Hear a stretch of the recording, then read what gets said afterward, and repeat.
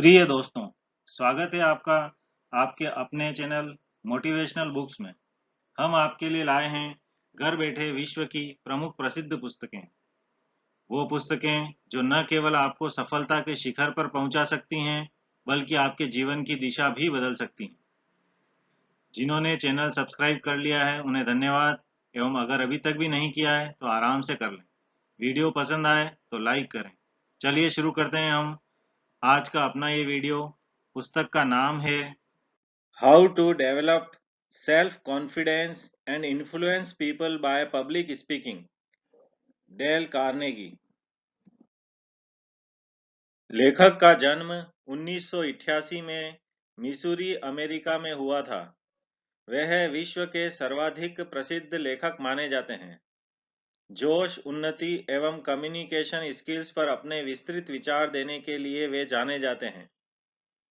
उनकी अन्य प्रसिद्ध पुस्तकें public speaking practical course for businessman, Public Speaking and Influencing Men in Business, How to Win Friends and Influence People आदि हैं। पुस्तक की कई मिलियन प्रतियां पूरे विश्व में बिक चुकी हैं। पुस्तक में एक प्रभावशाली वक्ता बनने एवं मानवीय संबंध बनाने से संबंधित विचार दिए गए हैं। साथ ही कई महत्वपूर्ण एवं व्यावहारिक उपाय बताए हैं जिससे व्यक्ति अपने जीवन में अपने दोस्तों, अपने कस्टमर्स, अपने कर्मचारियों एवं अपने बिजनेस संबंधित व्यक्तियों से अधिक अच्छा व्यवहार कर उन्हें प्रभावित कर सकते हैं। पुस्तक में बतलाए तरीकों से आपको भीड़ में अपनी बात कहने में घबराहट होने की बजाय एक आनंद का अनुभव होना आरंभ होगा। आइए अब हम इस पुस्तक की कुछ मुख्य शिक्षाओं पर चर्चा करते हैं। Developing courage and self confidence. अधिकांश व्यक्ति अपने पैरों पर खड़ा होना चाहते हैं और साहस के साथ कठिनाइयों का सामना करना चाहते हैं, जिससे कि वह आगे बढ़ सकें एवं दूसरे व्यक्तियों को प्रभावित कर सकें। लेखक के अनुसार इस हेतु आपको 4 मुख्य बातों पर ध्यान देना है। आपको एक मजबूत इरादे एवं इच्छा शक्ति के साथ यह सोचते हुए अपना उद्बोधन आरंभ करना चाहिए कि यह आपके लिए किस प्रकार से महत्वपूर्ण साबित होगा। दूसरा, हमेशा तैयारी करने के बाद बोलें, क्योंकि बिना तैयारी के आप में आत्मविश्वास उत्पन्न नहीं होगा। तीसरा, विश्वास युक्त व्यवहार करें, क्योंकि विश्वास युक्त व्यवहार का दिखावा करने से भी आपका आत्मविश्वास जरूर बढ़ेगा। अभ्यास भी महत्वपूर्ण है, क्योंकि बार बार जितना आप बोलने का अभ्यास करेंगे उतना ही आपके उद्बोधन में निखार आएगा। Self confidence through preparation. यदि आपको मस्तिष्क और हृदय से यह पता होता है कि क्या वास्तविक संदेश अपने उद्बोधन से देने वाले हैं, तो अपने आप ही एक साहस उत्पन्न हो जाता है। एक बार बैठकर 20 से 30 मिनट का लेखन करने से उद्बोधन तैयार नहीं होता, बल्कि आपको उद्बोधन समय से काफी पहले यह सोच लेना चाहिए कि आप किस विषय पर बोलेंगे। सोते जागते लगातार आपके दिमाग में बार बार वह बात दोहराई जानी चाहिए एवं उसको आपके आसपास एवं आपके पूर्व अनुभव से जुड़ी घटनाओं के साथ मिलान कर बार बार दोहराने से ही प्रयास एवं तैयारी की जा सकती है। अपनी तैयारी को और मजबूत करने के लिए आप पुस्तकालय या उस विषय से संबंधित एवं महत्व की पुस्तकों का सहारा भी ले सकते हैं। उसे इकट्ठा करने का प्रयास करें, पढ़ें और इस प्रकार बार बार तैयार करने से आपका उद्बोधन अपने आप तैयार होता चला जाएगा। How famous speakers prepared their addresses. कुछ तरीके हैं जिससे कि आप अपने उद्बोधन की योजना बना सकते हैं।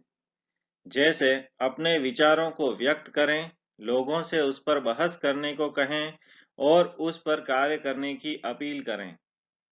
जो कुछ गलत है उसे बताएं, किस प्रकार सुधार सकते हैं वह बताएं और लोगों से उस पर कार्य करने की अपील करें।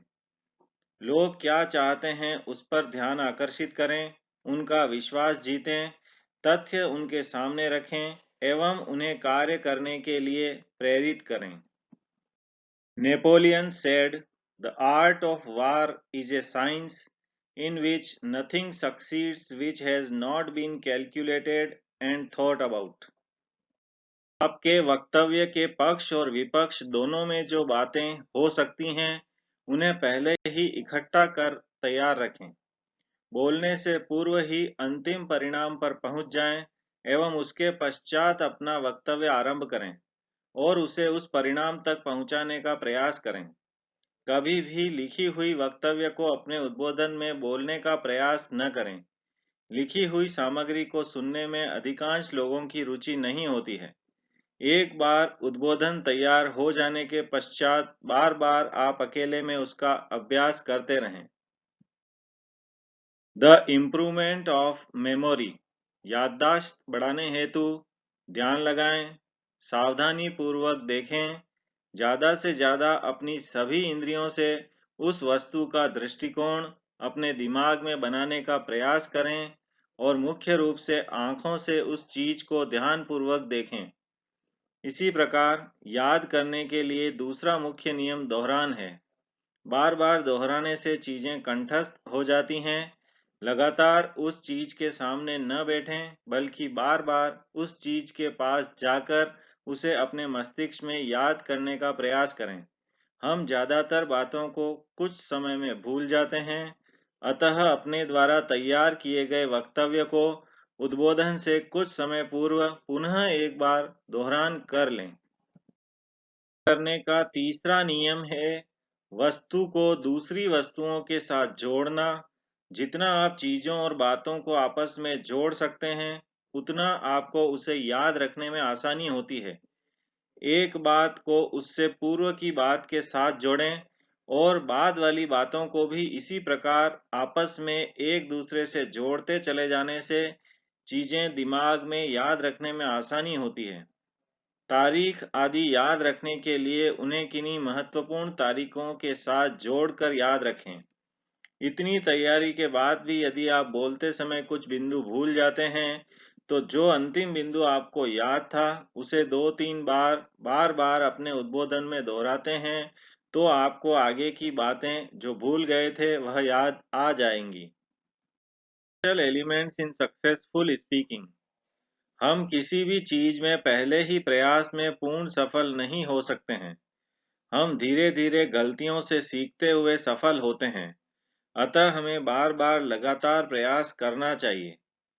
जब आप वक्तव्य देना आरंभ करते हैं, तो शुरुआत में हो सकता है कि आप थोड़ी हिचकिचाहट महसूस करें। परंतु जैसे ही आप अपना उद्बोधन आरंभ करते हैं, कुछ देर पश्चात यह हिचकिचाहट दूर हो जाती है और आप में आत्मविश्वास उत्पन्न हो जाता है और धीरे-धीरे करके चीजें सुधरने लगती हैं। The secret of good delivery. हम क्या कहते हैं उससे ज्यादा महत्वपूर्ण है कि हम कैसे कह रहे हैं। अपने उद्बोधन में बहुत अधिक दिव्यता दिखाने का प्रयास न करें और न ही उसे बहुत निम्न स्तर का रखें। आप उसे सामान्य स्तर का ही रखें, जैसे ही आप अपने किसी दोस्त के साथ बात कर रहे हों। तभी आप अपने श्रोताओं के साथ ज़्यादा अच्छे तरीके से जुड़ पाएंगे। आप अपने उद्बोधन को श्रोताओं के साथ जुड़ने का एक माध्यम समझें एवं उनके प्रश्न भी अपने उद्बोधन में शामिल करें। उन्हें प्रश्न पूछने का मौका दें और इस प्रकार दोनों तरफ से बातचीत होने पर ही एक अच्छा उद्बोधन हो सकता है। लेखक कहता है, खुले दिल के साथ बात करें, महत्वपूर्ण शब्दों और वाक्यों को जोर देकर कहें, अपने बोलने के लहजे को कभी तेज और कभी कम करके बात करें, किसी महत्वपूर्ण बात को धीरे-धीरे और बार-बार दोहराएं, जबकि कम महत्वपूर्ण बात को आप गति से बोलकर खत्म करें। महत्वपूर्ण बात बोलने से पहले और बाद में थोड़ा सा विराम लें। Platform presence and personality. लेखक कहता है कि उद्बोधन देने से पहले आप गहरी लंबी सांस लें। आपका व्यक्तित्व आपकी कही गई बात से भी अधिक प्रभावशाली होना चाहिए। यदि आप थके हुए हैं, तब आप अपना उद्बोधन न दें। साथ ही भूखे पेट भी उद्बोधन नहीं देना चाहिए। अपने उत्साह को कम न होने दें। वक्ता का उत्साह ही श्रोताओं को उसकी तरफ आकर्षित करता है। साफ सुथरे एवं प्रभावशाली कपड़े पहने। संबोधन के दौरान अपने चेहरे पर मुस्कुराहट बनाए रखें। मुस्कुराहट व्यक्तियों को आकर्षित करती है। श्रोताओं को दूर दूर बिखरे हुए न बैठने दें, उन्हें एक साथ इकट्ठे बैठाकर ही संबोधित करें। यदि आप छोटे समूह को संबोधित कर रहे हैं तो उन्हें एक साथ इकट्ठे कर उनके साथ खड़े होकर ही संबोधन करें। अच्छी रोशनीदार जगह पर खड़े हों। किसी भी फर्नीचर आदि के पीछे की तरफ न खड़े हों, बल्कि श्रोता आपको आसानी से देख सकें, इस प्रकार उनके सामने खड़े हों। How to open a talk. बातचीत की शुरुआत एक मुश्किल काम होता है एवं बहुत ही सावधानी पूर्वक इसके लिए तैयारी की जानी चाहिए, क्योंकि उस समय श्रोता बिल्कुल ही उस बात को सुनने के लिए तैयार अवस्था में होते हैं। शुरुआत एक या दो छोटे वाक्यों से की जानी चाहिए, जिसमें उस बातचीत जो की जाने वाली है का पूरा सार समाहित हो। अनावश्यक भूमिकाएं न बनाएं। सीधा जो बात आपको कहनी है वह कहें और शुरुआत करने के पश्चात चुपचाप अपने स्थान पर बैठ जाएं। शुरुआत जिज्ञासा बढ़ाने वाली, मानवीय भावनाओं से संबंधित, प्रश्न पूछने वाली, प्रेरणादायक कोटेशन वाली या अचंभित करने वाले तथ्यों वाली होनी चाहिए। How to close a talk. हमेशा उद्बोधन की शुरुआत या अंत बहुत ही सावधानी पूर्वक करना चाहिए, क्योंकि अंतिम कही गई बात लंबे समय तक श्रोताओं के दिमाग में बनी रहती है। इस प्रकार की बातें न करें कि काफी चर्चा हो चुकी है, अब हमें चुप हो जाना चाहिए या बातचीत बंद कर देनी चाहिए। हमेशा अपनी बातचीत का अंत पहले से ही योजना बनाकर तैयार रखें एवं अक्षरशः उसे प्रस्तुत करें। उद्बोधन का अंत संक्षिप्त सारांश बताकर किया जा सकता है। मुख्य बिंदुओं को पुनः बोलकर किया जा सकता है। कुछ कार्य करने की अपील के साथ किया जा सकता है। श्रोताओं का धन्यवाद करने के साथ किया जा सकता है। कोई हंसी की बात के साथ किया जा सकता है। किसी अच्छे वक्तव्य को दोहरा कर किया जा सकता है। हमेशा उद्बोधन की शुरुआत एवं अंत अच्छे से करें एवं उन दोनों के बीच समय अंतराल कम रखें। उतना ही समय अपने उद्बोधन को दें जितना कि श्रोता सुनना चाहते हैं। How to make your meaning clear. अपने वक्तव्य बिल्कुल स्पष्ट रूप से श्रोताओं को समझाना एक बहुत ही महत्वपूर्ण बात होती है। बहुत ज्यादा तकनीकी शब्दों का इस्तेमाल भी अपने उद्बोधन में नहीं करना चाहिए। उद्बोधन इस प्रकार होना चाहिए कि श्रोताओं को जो आप बात कहना चाहते हैं वह साफ साफ आसानी से समझ में आ जाए। समान कथन बार बार न दोहराएं, बल्कि अपने विचारों को अलग अलग वक्तव्यों द्वारा लोगों के सामने रखने का प्रयास करें। बहुत ज्यादा बिंदुओं को अपने उद्बोधन में समाहित करने का प्रयास न करें। एक छोटे उद्बोधन में आप बहुत ज्यादा बातें नहीं कह सकते हैं। केवल एक या दो बिंदु ही आप अच्छे से लोगों को समझा पाएंगे। समापन आपको अपने मुख्य बिंदु को सारांश के रूप में बताते हुए करना चाहिए। How to interest your audience. हर व्यक्ति स्वयं के संबंध में अधिक ध्यान देता है, अतः एक अच्छा वक्ता वह है जो कि दूसरे लोगों को उनकी रुचि की बातों को बोलने हेतु प्रेरित कर सके, भले ही वह स्वयं कुछ भी न बोले। अपनी बातों को इस प्रकार कहें कि वह दृष्टांत के रूप में श्रोताओं को दृष्टिगत हो सके। यदि वक्ता रुचि लेकर बोलेगा तभी श्रोता भी उस विषय में रुचि ले पाएंगे।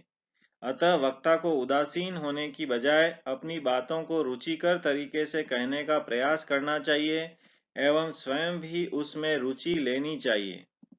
Improving your diction. लेखक कहता है, श्रोता हमसे चार प्रकार से जुड़ सकते हैं: जो हम करते हैं, हम जैसा दिखते हैं, हम कैसे बोलते हैं, हम क्या बोलते हैं। हमारा बोलने का लहजा हमारे संगी साथियों पर निर्भर करता है, अतः हमें भाषा विज्ञों के साथ रहने का प्रयास करना चाहिए, जिससे कि हम हमारी बातों को अधिक अच्छे प्रकार से व्यक्त कर सकें।